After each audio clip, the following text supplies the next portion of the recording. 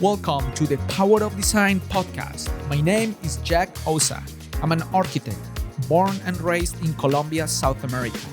Years ago, I migrated to the United States to follow my dreams, and today I'm the founder and principal of Osa Studio, a multidisciplinary architectural design firm in Charlotte, North Carolina.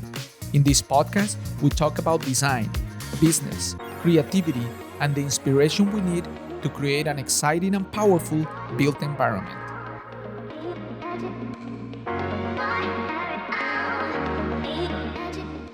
In this episode of the Power of Design podcast, Adam Babbidge shares his story of growing up in a small town and building a career around helping people. From listening deeply to forming real relationships, Adam reflects on how showing up for others can transform our personal and professional lives.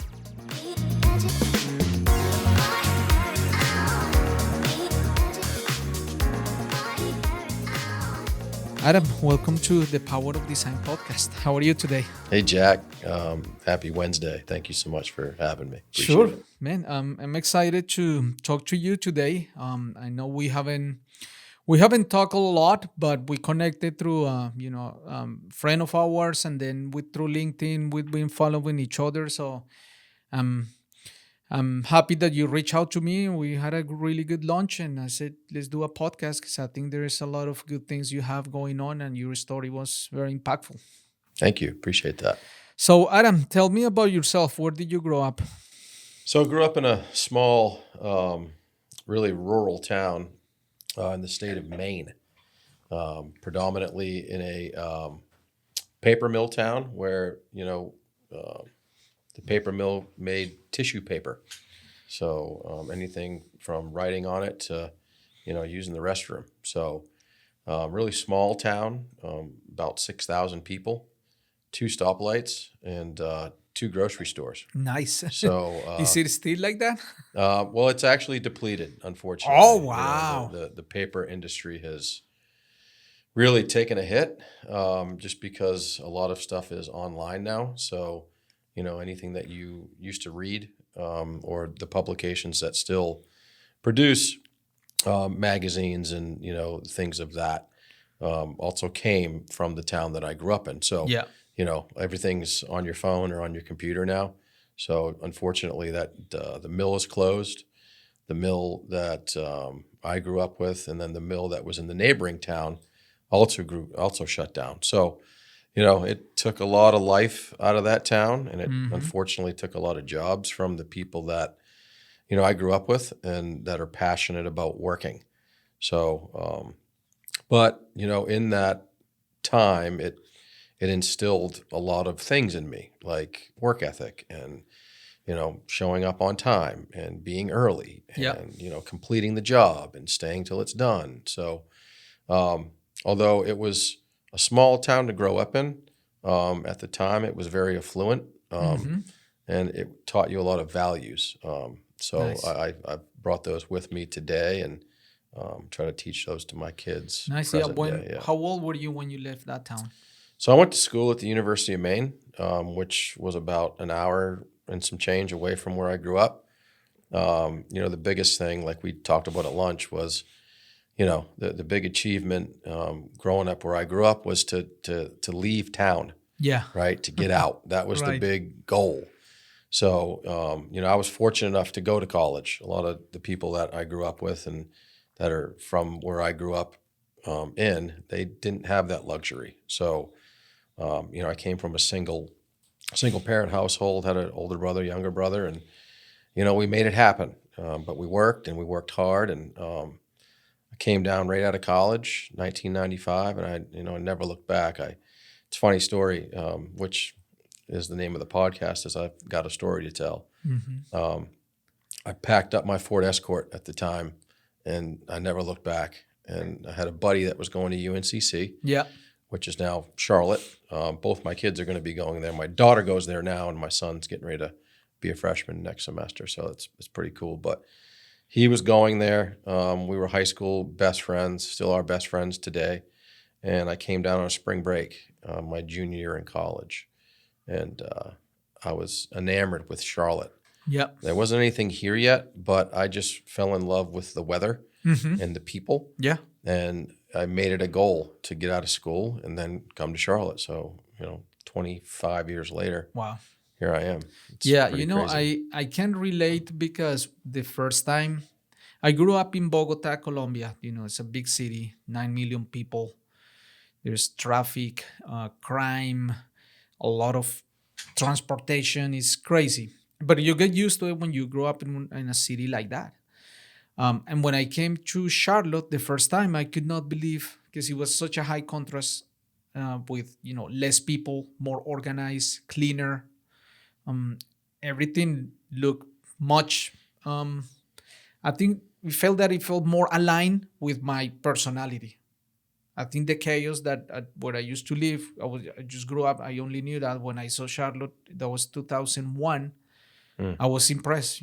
We took like a drive through the city when my cousin picked us up from the airport, and I looked at my brother and said, We're not leaving."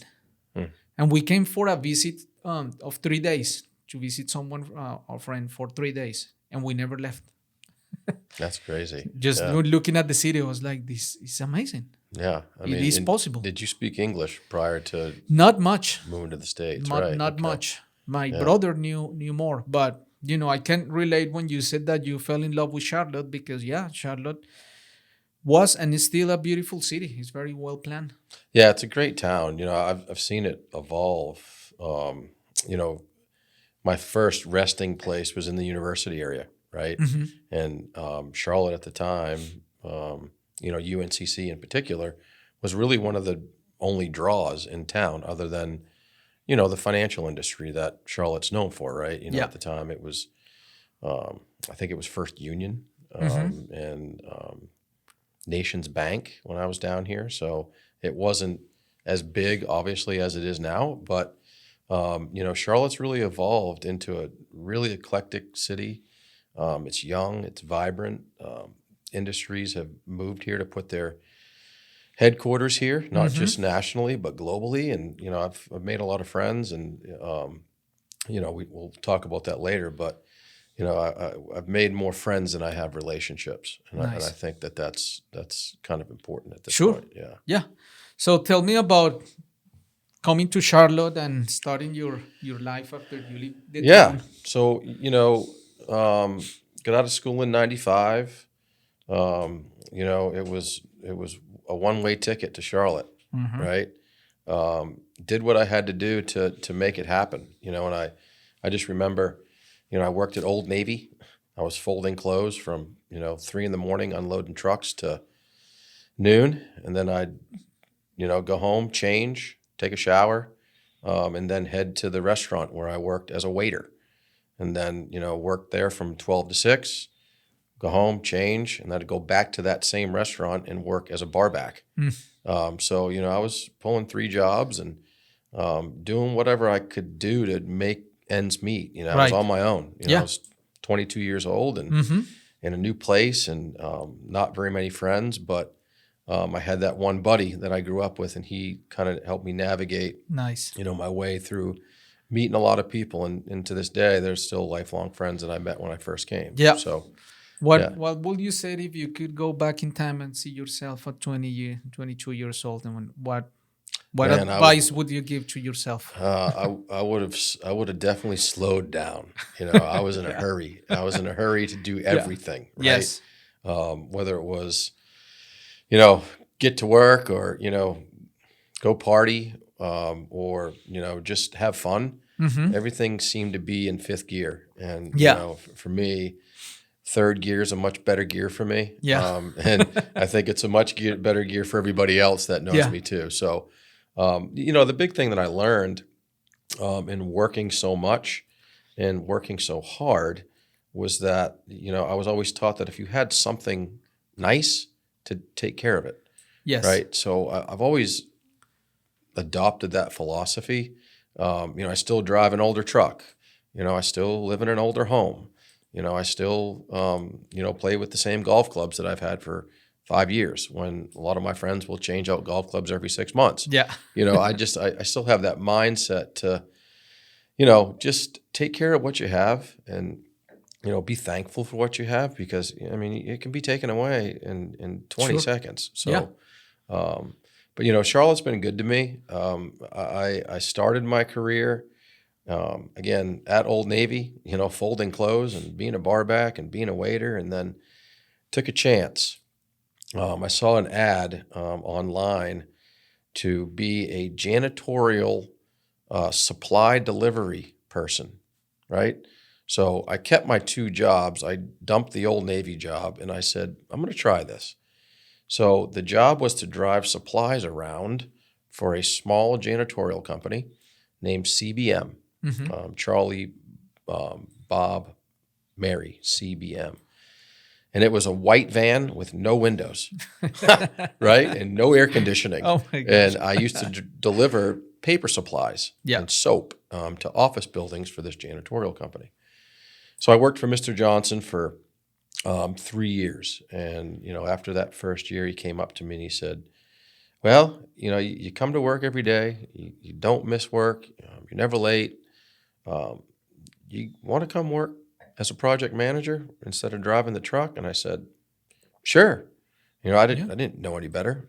So that's how I got introduced into the janitorial world. Mm-hmm. So as part of that training, you can't be a janitor unless you are a janitor, right? Mm-hmm. So he made me clean an office park over in Tyvola where the old basketball coliseum used to be for the Hornets. Yep. So he gave me a floor, and it was the 3rd floor of Parkway Plaza, number 3. I'll never forget it. And he gave me a brute barrel, and he said, okay, get to work. So I would get there at 6. I would clean the floor, and it took me about 2.5 hours to clean the floor. So, vacuuming, dusting, emptying trash, cleaning the bathrooms. And I just fell in love with, I think, the process of that. Yeah. And the people who I worked with who also did it. Yes. And, a lot of them are Hispanic. A lot of them are Korean. And I got to make some good memories and some good friends. And they taught me a lot just about life. Sure. Right? And Yeah. and what it means to, really work hard. So I adopted that philosophy. I cleaned that floor for about 4 months. And one night when I was in there cleaning, there was a representative from a real estate company that saw me in and out of there every night. And then, because I also used to manage it during the day. So I was working during night, cleaning at night.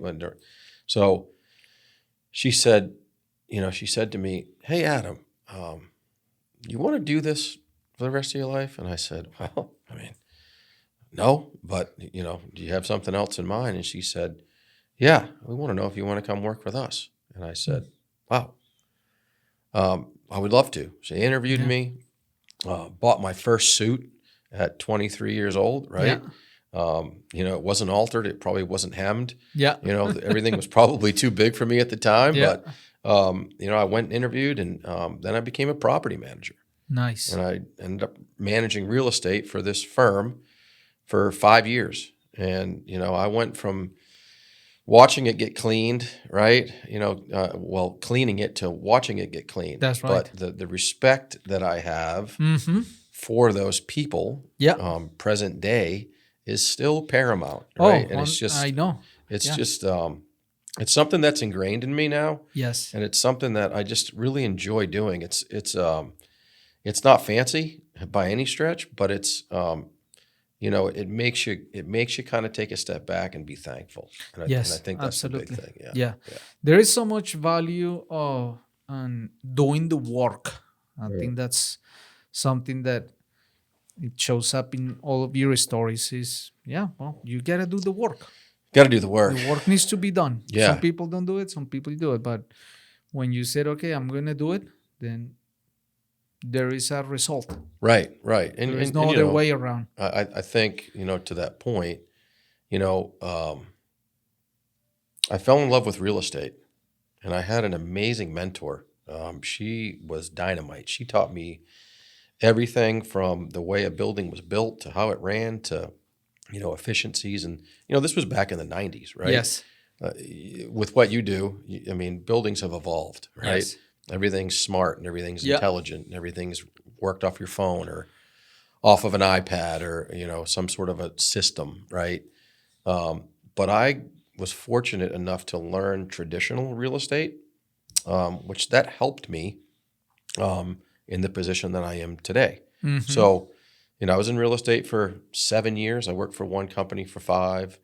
I worked for another really large firm that's still large in today's Charlotte market for a little over 2.5.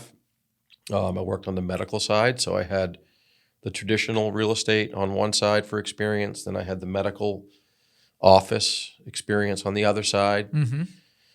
And then I had a buddy of mine that, it was funny. He always used to call on me, but he never had an appointment. And I was a property manager, 23 years old. I didn't know any better, right? And he would always come to my office, never had an appointment, and I never saw him. Yeah. I would tell the lady that was up front, I'm busy. I can't see him right now.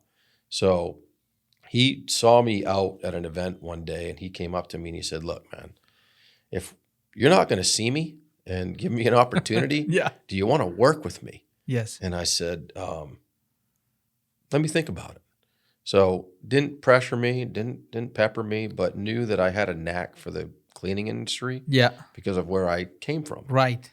So thought about it, maybe 6, 8 months later, he asked me again, and I said yes, and went to work for a national janitorial company and started off as a project manager, worked my way up, worked a lot, and got promoted to a regional director, had 10 states under my belt, towards the latter part of that career. Mm-hmm. And then, just gained a ton of travel experience and met so many different people and so many Right. different commercial real estate sectors from, Jackson, Mississippi to Miami, Florida to Yeah. Indianapolis, Indiana to Little Charlotte at the time, right? And I was like, wow, I'm a guy from Maine, Yeah. right? 6,000 people. I'm wearing suits and ties and Yeah. I mean, what is going on here? Yeah. Right. So worked for them for, 5 years, started a family, have 2 beautiful kids. They're both, like I said, going to be in school at the same time together at UNCC, and worked a couple of jobs in between that, left that janitorial firm, got into a little bit of a sticky non-compete situation, and then, kind of waited my time out. And then, 15 years later, here we are.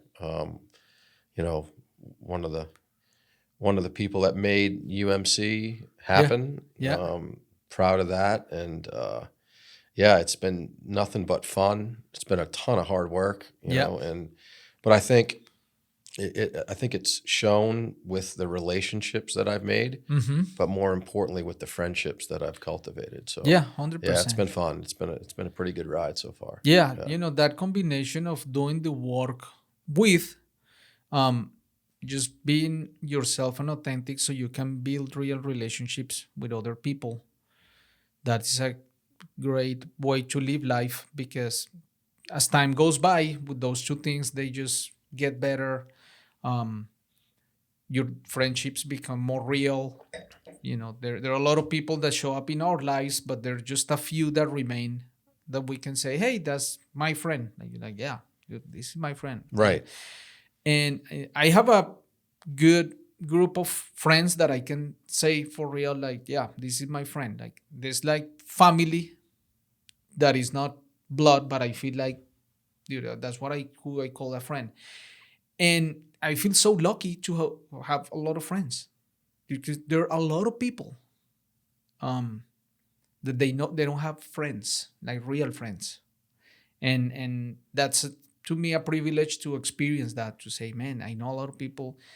There's some very strong relationships when you can talk to someone at any level, regardless of who you are, or That's right. you're not, pretending to be someone. That's a great position to enjoy. Yeah, I think with my personality, Mm-hmm. I'm a people person. I like to make people happy, right? And I think think the big thing with having relationships versus having friendships, like you said, it's completely different having a friendship than it is having a relationship. Right. Right. I have thousands of relationships. Right. Right. But I may have hundreds of friends. Yeah. And it's okay to have both. Yes. Because if you don't have friends until you have a relationship first. Right.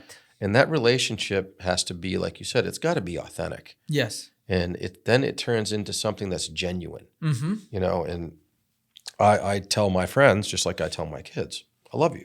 Yeah. Because I do, right? I mean, if you don't love your friends, you know, the way that you love your family, those are all intertwined. Yeah. And I think it's important to not lose sight of, you know, friends taking care of friends. Yep. So I used that philosophy when I was in real estate. You know, I hired some of the vendors that I used to clean the windows, to clean the buildings, to do the landscaping, to be the security vendor, right? They turned out to be my friends because I knew that my friends would never let me down. That's right. Right. That's a really key point in business, because I'm the same. There's some relationships that I have that if I get a referral from a source that is my friend, I will not let my friend down. Right. Like I will do anything for that project to be successful. So my friend's name, it's high. I could lose money, sure, but to me that responsibility is the most important thing. Yeah. Yeah. And I do the same for others as well, because that's how I live. But not everybody thinks in those terms. Yeah, and you know that's okay. Yeah. Right. And that's okay. I think as long as everybody practices business with ethics. Yeah. Right.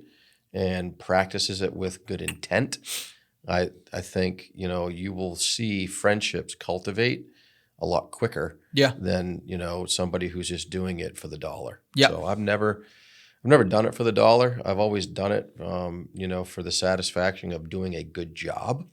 And that's what I instill in my kids, right? Yeah. You work, you don't work to make money. Right? You work to support your family, you work to pay your bills, and That's you right. work to, you know, to develop that integrity of living your life. And, you know, you and I can sit in this room and have a nice glass of wine, and we're fortunate, right? Yeah. But I think we've also worked hard to That's right. get to this point so far. I know. So yeah. It's pretty cool. So tell me about your role today. Like, you know. So my role today, you know, I've been everything from a project manager to, you know, to a district manager, to a regional manager, to a senior regional manager. I've had all the titles, right? But I've worked for all those titles, Sure. You know, and I'm proud of that. But what I do today is I'm more of an educator. I'm more of a mentor. I'm more of a, hey, how can I help you, right? Understand this situation, and how can I help you provide a solution, right? And you know, in today's world, it's, you know, it's gotten younger. And for me to say that, you know, I look around the room, or, you know, if I'm having coffee downtown and I'm like, wow, this generation is young. Yes, I know. Right? And I'm thinking to myself, man, that was me, right? 20 years ago, 25 years ago. I feel the same. I'm like, man, I never thought I was going to be at the other side. I didn't think I was going to make it, number one, right? And not to say that I have made it, because I have not made it by any stretch. But, you know, I enjoy helping people, right? I enjoy, you know, coaching people. Not as a life coach, not as a business coach, not as any of that, right? Yeah. I just like helping people. Yeah. And I want people to succeed. Sure. Because if I feel like the people that I work with are succeeding, that makes me feel good, right? So there's a gentleman that has worked with me now for, how long has he worked with me now? 9 years, right? And, I'll tell anybody that in my younger career, man, I was hard to work with. I will not paint a picture, but I was fair, Yeah. right? And it's because you and I talked at lunch the other day. I may be to a point where, back in those early working days that I may have been over-prepared, but I didn't want to lose business. Because if you lose business in what we do, you take money and food off of a lot of people's plates. That's right. Right? So Yeah. that's why, we today, we're so passionate about keeping the business, right? And that's what I try to instill into our folks is Yeah. retention is just as important as gaining new business, right? Yes. Because if you don't retain what you have, and you're doing work for one company and you don't retain that business and they pick up another 1 million square feet somewhere, if you don't retain what you have with them, you're not going to get a shot at that 1 million square feet, That's right? So I just try to really push, man, let's do really good at what we, at what's in front of us right now, Yeah. right? And let's be meticulously prepared. I go to a gentleman that helps me, once a month, once every couple months. And, one of the things that he told me, he said, you know what, Babbidge? He said, I got to tell you, he said, I don't give many, compliments. He said, but man, you are meticulously prepared. Like I'll come into that session. It feels good. Yeah, it feels great. It feels and great. I'll already Yeah. have everything down on Dude, paper. it's amazing. Right? But you know what's interesting? I have been like that most of my life. That's ingrained in me. I prepare. I don't want to improvise. I don't like when others improvise. Right. But one of the things that I've been like exploring and going through is like, okay, that's my comfort zone. Be over prepared. And everything in excess is sometimes not positive because I'm used to it. So I've been doing things like trying to wing it, feeling horrible and uncomfortable with myself because that's not how I think. That's not my natural abilities and the way to approach things. And it's been great. Now, I'm very careful doing it. Of course. Yes. Of course. But still, I think it's fun to Yeah. try to see, all right, of course, it's things that if it's work, dude, I'm a machine. Like in work, that's how you produce business results. So Right. I do it. For example, the podcast is one of those things. I used to prepare a lot and have questions, and I will send you a list of questions so we know in advance. And when you're talking, I'm thinking about the other question. And then I realized that was making the podcast too mechanic. Fair. And now I feel like, all right, I don't prepare. I like this person. Let's do it. And I don't know what we're going to talk about. And I'm just comfortable with whatever happens. Feels pretty good to me right now, Jack. Yeah, me Yeah. too. No, I think, I don't, there's always a couple things that I've tried to help my kids with, right? Yeah. And you've heard these a million times, right? If you're not early, you're late, Yes. right? And my rule of thumb, and this is different for everybody, right? I always try to be at least 15 minutes early to a meeting. I'm the same. Right? Yes. That means I sit in my truck and I get my thoughts together and I write down something that may have came across my mind when I'm driving to that meeting. I'll write it down real quick as I'm driving, and I know I shouldn't do that, but I do it. Yes. But I'll sit in that parking lot for 10 minutes. Yeah. And then I'll walk in after 9 minutes, and I'll be 5 minutes early to the meeting. Yeah. Of Right? course. And I don't care if anybody else is there. I know. I don't. Right?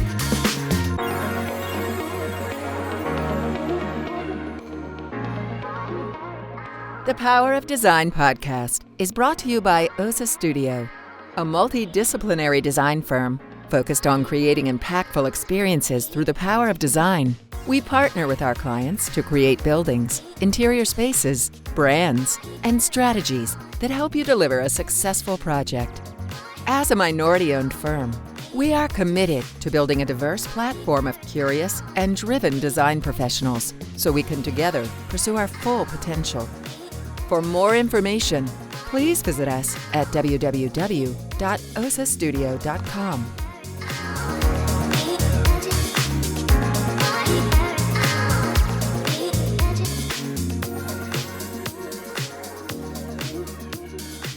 So how do you feel when someone is 20 minutes late to your appointment? So with me, Yeah, with you. they don't get a seat at the table. That's right. Yeah, I'll just ask them if we can catch up later, but the meeting's already started and we're already halfway in. Yes. And we'll catch up later. Yeah. You know, know. that's one of the things where, and I learned this early on when I used to work for other firms. In architecture, I will say in general, people have this perception that it's a very intense professions, that you have to work on weekends, and if you go to architecture school, they're working all night, and it's like the pulling all-nighters is like the norm. And I'm not like that. I'm an organized person. If I have a deadline, I'm gonna finish a day before because maybe there is an issue, and I will deliver. So when in all the jobs that I had, at 4:59, I'm turning off my computer and I'm done. And I'm like, yeah, I gave you the 8 hours a day that I sold, and they're great work. So, and everybody will look at me like, where's this guy going? Because everybody will work very late just to show. Right. And I never had to work late because I need to go to my family. Yeah. I made a commitment. My family's here. So if there is an emergency, sure, I stay late one night and I help you. But since I started doing that, when people saw that I respected my own time, they started respecting my time. So nobody will try to ask me to stay later or something like that. Yeah. Oh yeah, no, he respects his time. And when somebody shows up late to an appointment with me, I'm like, okay, that's a person that, number one, they don't respect their time, and number two, they don't respect my time. Right. So Yeah. recalibrate. They're not prepared, That's Jack. right. They're not prepared. You said a couple words that stuck out to me, but the one word that really stuck out to me was family. Mm-hmm. Right. I'm a big family person, right, and I think people need to be home. And I've 100%. always maintained the philosophy of, look, if you want to work 14, 16 hours a day, which I've done and I did it, right? Yeah. Go ahead, right? Yeah. And I'm not going to shun you for that, but I also want you to be home with your family. That's right. Right? You have a duty at home, and that is to be there for your family. So, I've always told the folks that I work with, not for, work with, is my number one priority is my family, and nothing will get in the way of my family. Yeah. Just like I don't want anything to get in the way of your family. Mm-hmm. If you call me and you say, hey Adam, I need to take a day off. I need to stay at the house. I got something going on. Absolutely, Jack. Mm-hmm. There are no questions. There's no vacation request form that you got to put in. Stay home, take care of your family. Yeah. If you call me and you say, hey Adam, listen, I've got to take my daughter to the doctor because my mom has to stay home with Jack. Take your daughter to the doctor, right? This right here can wait. Sure. So I've always tried to make sure that family comes first. Well, family comes first no matter what, right? Job is second, and everything else will fall in line. Yeah. And I think if we all try to adopt that philosophy, I think everybody will slow down a little bit. I mean, this world seems to me like it's just a big race right now, right? And that's how I used to be. Yeah. And that's it. And you asked me 20 years if I could reflect. I think my answer was I'd slow down. Yeah. And I think that's really, really a great question. Yeah. And we are all a product of our environment. Like, so we grew up in a society and they teach you something and they work and you see your parents doing something. So you're like, okay, I need you just to do what they're doing. But nobody's really explained to you how life works and what matters. You just go through school and society, family, and you just follow what everyone is doing because you're like, okay, if everybody's doing that, then that's what I'm supposed to do. Right. Right? Right. But I think one of the things that I really appreciate at value of just still being alive and living every year, one more year, is that with experience, you start realizing, at least I start realizing a lot of things that I'm like, okay, let me rethink that about myself. Why do I think that? Do I really care about this? Or at some point in time, somebody told me, or society, or shame, or family was like, no, you should supposed to do that. So allowing myself the luxury to change my mind, it's something that I enjoy a lot because it's one of those things. Like what's really important?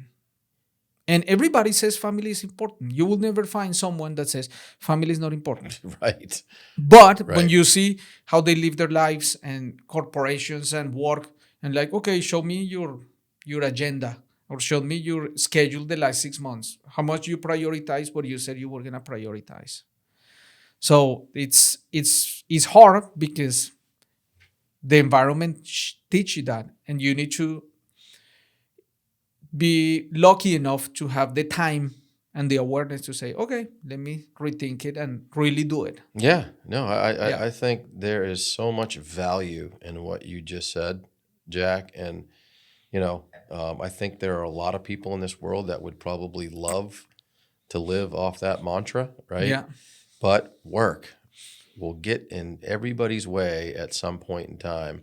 And work will take advantage of you as well. Oh, right? yeah, 100%. The art of manipulation is wicked. Yeah. And, I think a lot of people in today's world are even, 20, 25 years, even 50 years, before, have been manipulated in some way, somehow by work, right?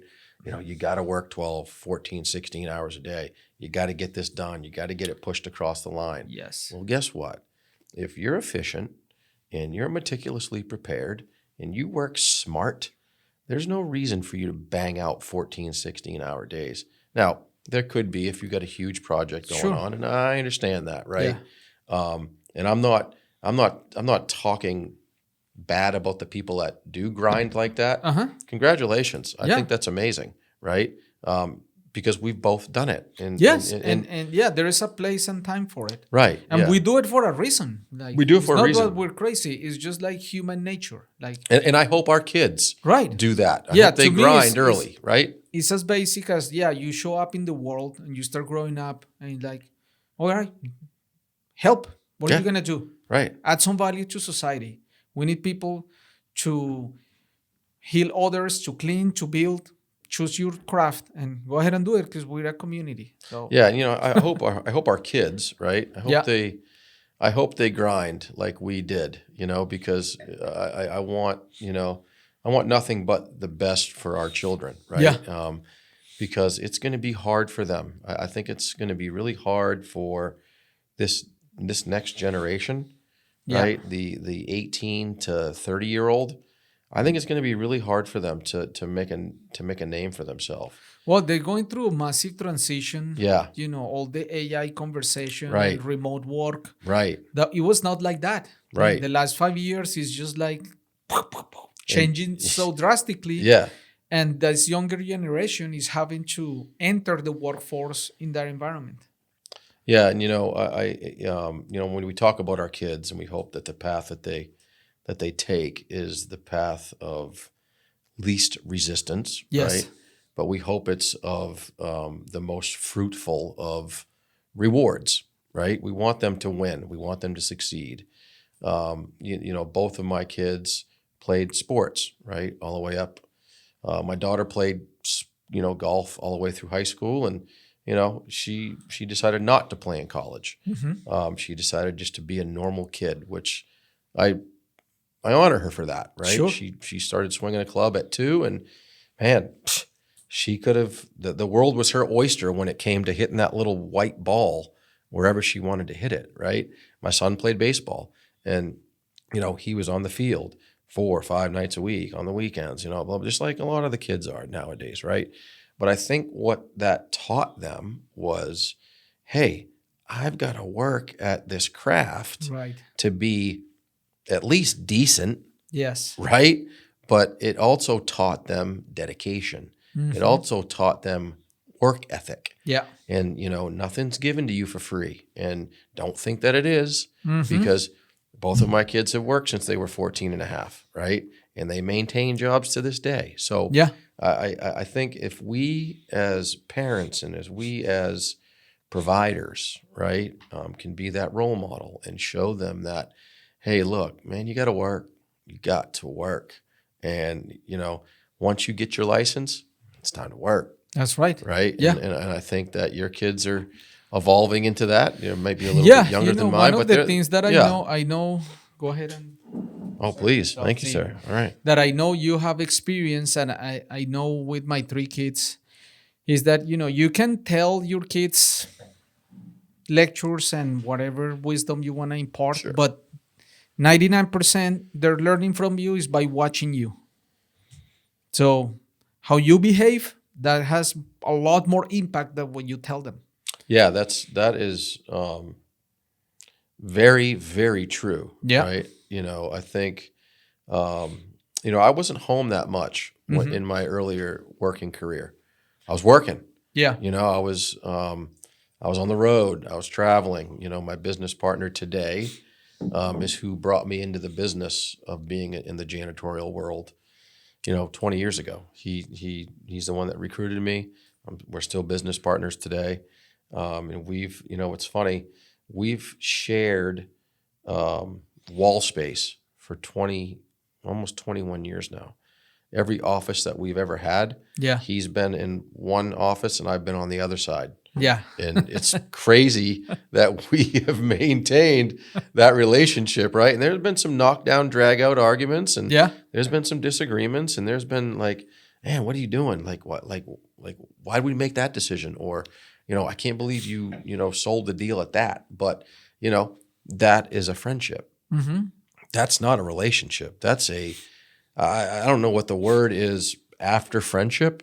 Maybe it's partnership, but Yeah. whatever that word is, I mean, he got me into this, and we're still doing it today, which is, you have any friends that you've had for 21 years? Oh, yeah. Yeah. I say probably 80%, probably 80% of my friends are probably 30 years. Good for you. Yeah. Yeah. Yeah. And it's nice to have lifelong friends, right? Yeah. Yeah. It's crazy. And the thing is that when I connect with them today, we are the same kids. Same. Yeah. Yeah. So we can maybe not talk for a year, and we see each other, and it's like it was not even yesterday. It's like 20 years ago. That's great. It's right there. Great. That connection, that's what I was talking about, the friendships that I'm really value, that I can experience that, because it's not everybody gets to experience that. Yeah. My kids growing up, right, we would take, we'd go on vacations or go to the beach or wherever we went, right? My daughter would always tell me, she's like, Dad, you always know somebody everywhere we go. Yeah. Like, I remember, never forget, we were in Disney World. I think they were 5 and 8. And I saw one of the building engineers that I used to do work for. Mm-hmm. And he recognized me, and he came up. He said, "Babbidge, what are you doing down here at Disney?" And my daughter said, "Dad, we're in Disney. Yeah. You're not supposed to know anybody down here." Right. So, but I just told her, I said, "Sweetie, that's one of my friends." And, yeah. And to this day, he's still a good friend of mine. Yeah. So, yeah, the story of this podcast is, I got a story to tell. Yeah. Right. And I think it's really, really important, especially in today's world, just because of the dynamic, and it's kind of wacky out there right now, right? It's very up and down. it's very inconsistent. Yeah. There's a lot going on, whether it be socially or politically or, financially, whatever, right? Those are all rabbit holes that people want to go down into. I don't need to get down into those, but, I try to help the people I work with. I try to help the people I'm close with. I try to help my children understand that you got to have a story to tell, right? And it's how you got to where you are today and why, Right. right? And not just why, but how. Right. And I think it's, it'll captivate anybody that will listen and will respect how you got to where you are today. Right. So,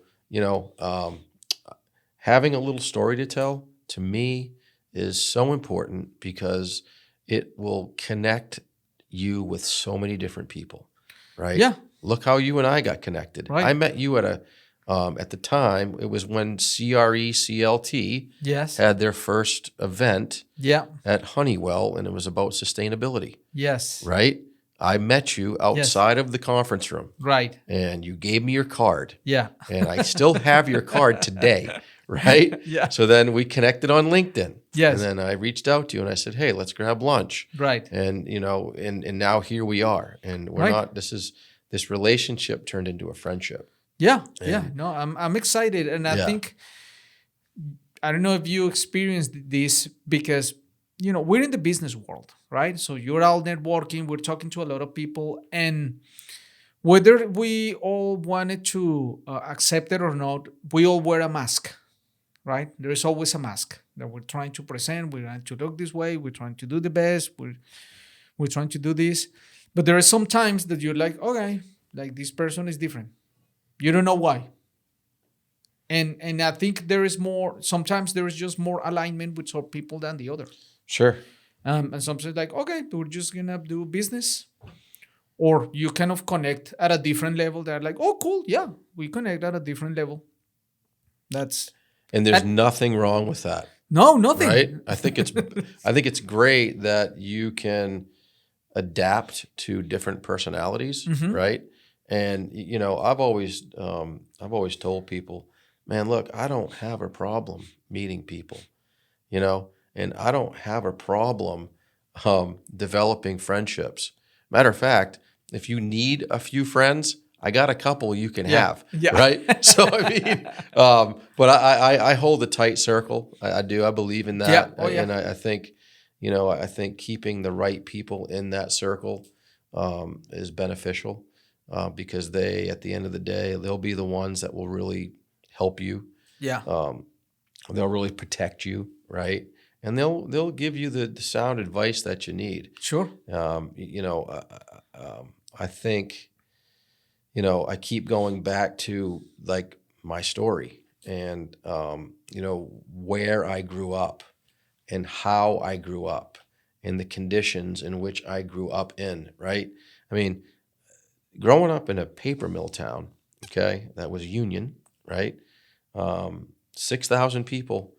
I mean, you had to fight, you had to work, you had to fight, you had to go at it every day to make a living. Yeah. And I brought that with me. And again, there could be people that have worked with me in the past, and there might be people that work with me present day that say, man, that dude's tough to work with. Yeah. But you know what? That's okay. Yeah. But I'm fair, right? I listen, right? I never used to be a big listener. I used to be more of I used to react a lot quicker. Right. And I think that was probably because of where I grew up. Yes. I mean, it's fight or flight, right? I'm sure you've heard that before. Yeah.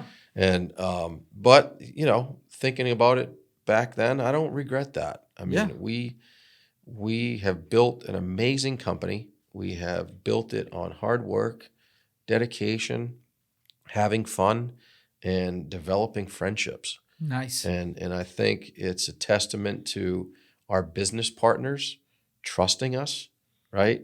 They knew at the end of the day that if they had an issue, they could pick up the phone and they could call us. Yeah. Right? Not me, not him, not her. they could call us and we'll get the job done. Yeah, and we will absolutely. stand by it. So, yeah, I'm having a lot of fun.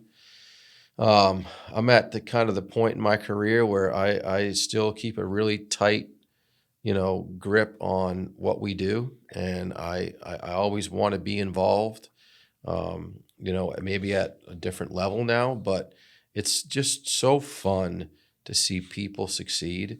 And man, the look on someone's face when they close a deal is awesome. It's awesome because I still have my very first deal that I sold in Charlotte. It was at 101 North Tryon Street, which is now, completely changed. They've refaced the building. They've got food halls and, all kinds of different amenities. And but that was the first building that I ever sold in the janitorial business. And I didn't sell it trying to be a salesperson. Yeah. I was actually a project manager, but I had a friendship with a guy who was my age that came from another company that I used to work with that gave me a shot. Nice. And he said, Babbidge, I'm going to give you a chance at this. I was like, what do you mean? He said, I'm going to give you this business. And I was like, wow. Yeah. Okay. Let's do So it. let's go. So Yeah. I'll never forget. I used to office across the street from that building, and I walked over. I was so nervous.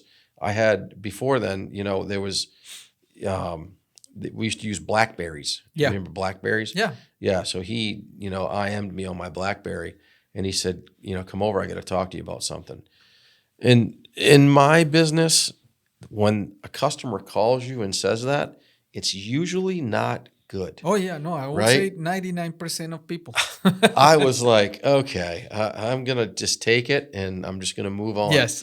So I walked over, right, with my notebook, which big believer of, by the way. I always take notes. Like I'm still a pen and paper person. Oh, yeah. I don't believe in the phone. I don't believe in iPads. I believe in writing it down because I think that shows value to a customer. So I brought my notebook over. He met me in the lobby and he said, hey, let's go upstairs. And this guy's my age. Actually, he was 4 years younger than me, right? And I was like, okay, what's going on here? So go upstairs, and he said, I'll be right back. Just have a seat in the conference room. So we walked in, and he had, a packet of paper. And he said, I'm going to give you an opportunity. And I said, wow. I said, thank you. That's awesome. And I can't use the words after that, but he Yes. said, just don't blank it up, right? Yeah.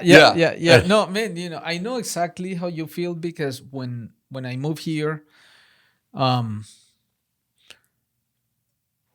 had to look for a sponsor for my working visa, and an architecture firm gave me the opportunity.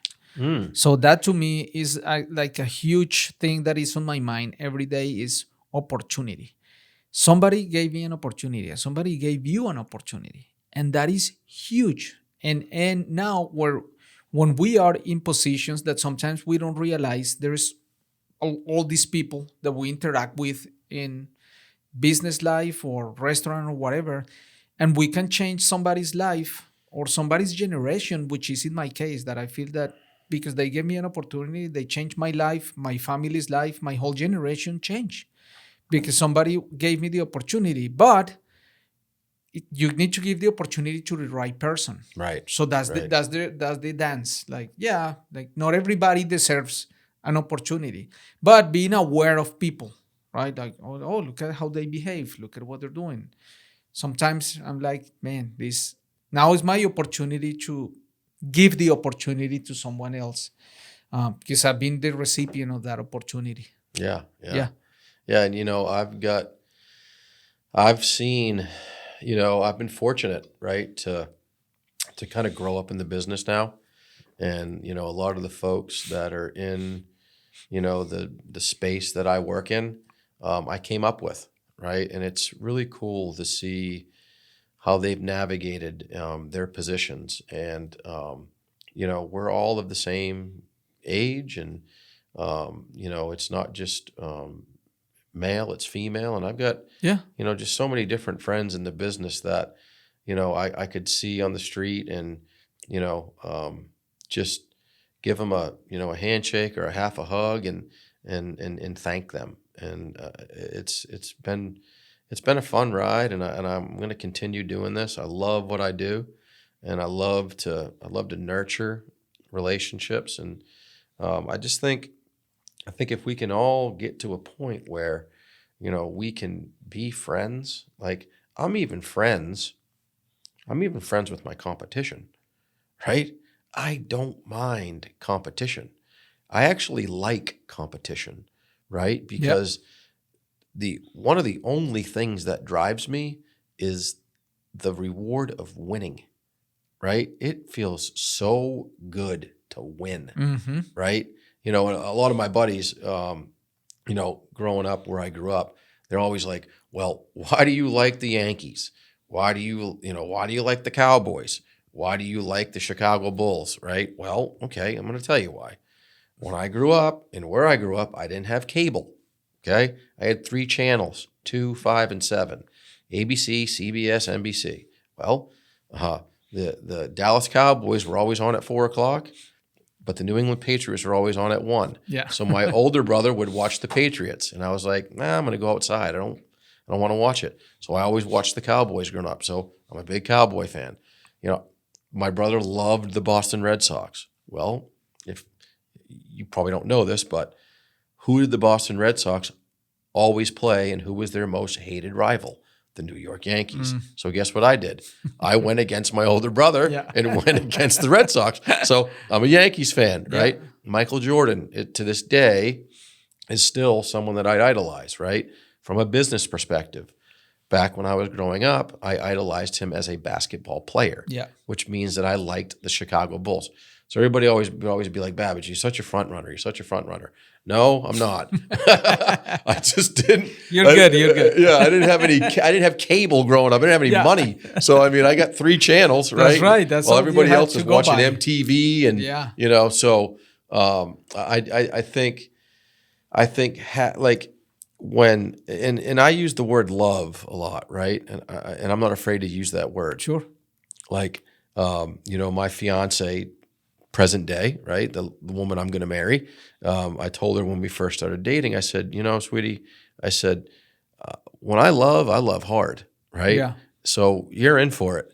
I said, I don't know if that's a good thing or a bad thing, but when I love hard, just like I love the New York Yankees, I love the Dallas Cowboys, and good, bad, or indifferent, I love Michael Jordan, right? I mean, that dude used to win. Yeah. Right? I mean, you're not from the States, but you know who Michael Jordan is, right? Yeah, so I mean, and the thrill of winning has translated into my business world, and man, I love to win. Yeah. Like like nothing drives me more than seeing someone win or having a hand in someone winning. Yes. And because if they win, that means I win. Yeah, one of my favorite things to do is to create win-win situations. Yeah, good. Tell me about that. Everybody wins. Yeah, fair.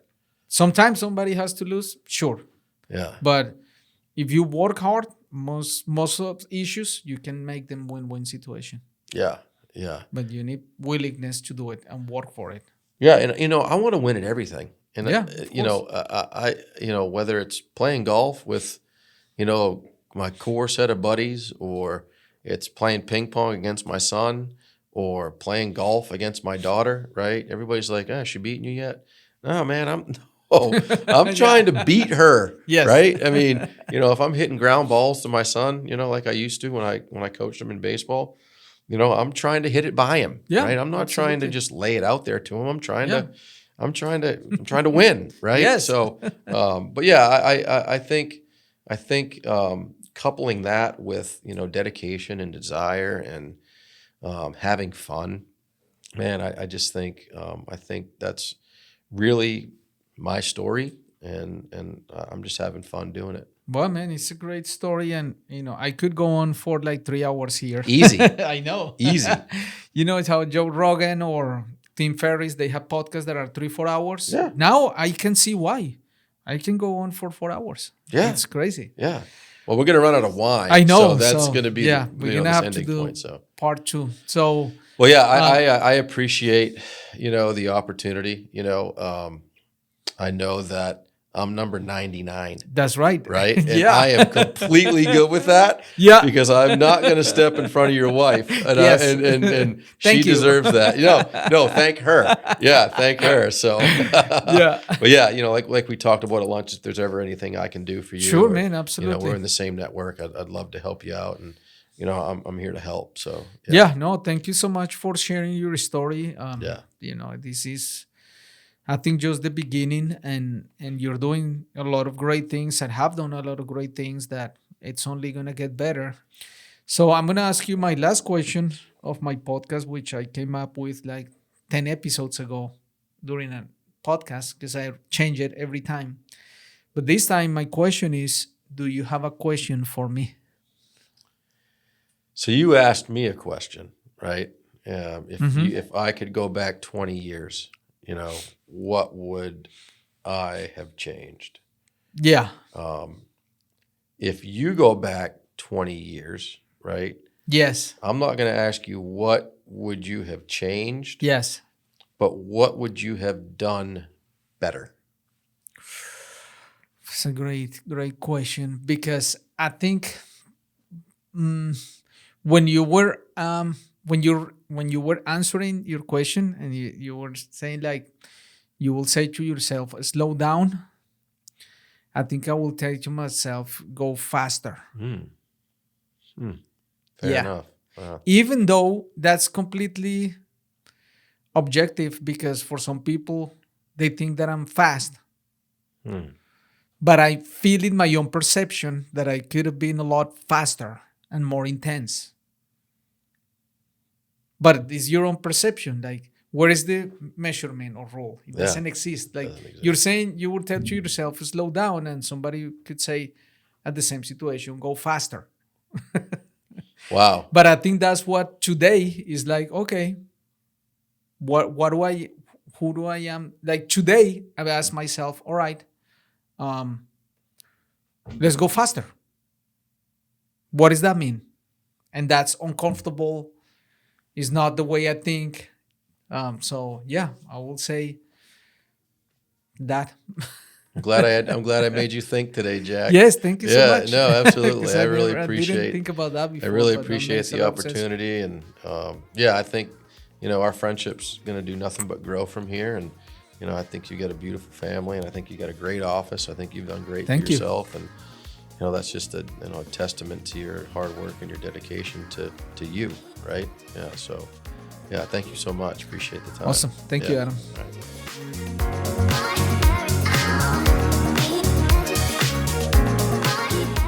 Thank you for listening to the Power of Design podcast. Please remember to subscribe, rate, and review if you like this content. And find us online at thepowerofdesignpodcast.com. I invite you to join my mission to become a better version of yourself through the power of design.